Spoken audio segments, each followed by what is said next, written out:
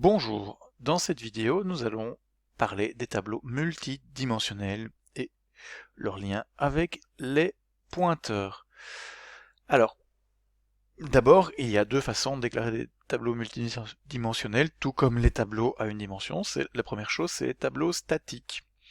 Statiques, c'est-à-dire pour lequel on fixe la taille au moment de la compilation. On voit ici, nombre de lignes et nombre de colonnes, en fait, sont des constantes. Et à la compilation, donc, on va réserver, en fait, en mémoire, on va générer une réservation de mémoire, en fait, une suite de bytes en mémoire linéaire, hein. Et donc, pour accéder à un élément de la matrice, donc IJ, en fait, on fera un petit calcul.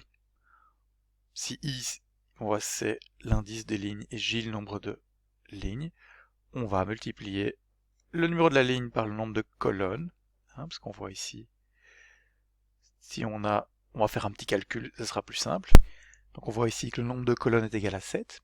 Si on veut accéder, comme ici, à l'élément avec I qui est égal à 3, je rappelle ça commence à 0, et J qui est égal à 0, 1, 2, 3, 4, eh bien en fait il faudra accéder à l'élément I fois NC, c'est-à-dire à 3 fois 7,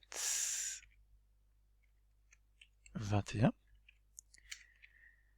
plus 21, plus le J, donc c'est-à-dire à l'élément numéro 25. Et donc à chaque accès, on fera ceci, on fera ce petit calcul. C'est 25 fois, évidemment, le size of, par exemple si c'est un tableau de double, size of double. C'est là qu'on va aller accéder à ça, qu'on va aller accéder en nombre de bytes. Donc ça c'est matrice statique, c'est en fait une suite de bytes linéaires dans la mémoire. Ça a quelques désavantages en fait, hein, évidemment, c'est que la taille doit être connue à la compilation, ce qui n'est évidemment pas toujours le cas. Alors si c'est pas le cas, soit on fixe une taille maximale et on gaspille de la mémoire.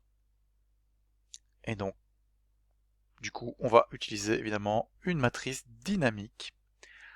Alors la matrice dynamique, ce qu'on va faire, c'est qu'en fait, on va prendre un tableau de pointeurs, enfin, un tableau de pointeurs, et donc en fait, ce qu'on aura, c'est que la matrice, ce sera un pointeur vers un tableau de pointeurs. Et donc on a ici deux étoiles. C'est un pointeur de pointeurs. Comme je vous l'ai dit précédemment, en fait, une flèche représente un pointeur quelque part. Et donc ici, comme pour arriver ici, on a deux flèches à traverser, on a un tableau de pointeurs de pointeurs. Et donc quand on veut accéder à un élément, ce qu'on se passe, c'est que par exemple I, on va prendre le IM pointeur. Donc M crochet I, je vous rappelle, c'est l'utilisation avec une notation indicée d'un pointeur, hein, vu qu'un tableau c'est jamais qu'un pointeur. Donc je prends dans le tableau de pointeur le IM pointeur, et ceci est lui-même un pointeur, hein, donc c'est un pointeur vers un double, et donc je prends le JM élément du tableau pointé par ce pointeur.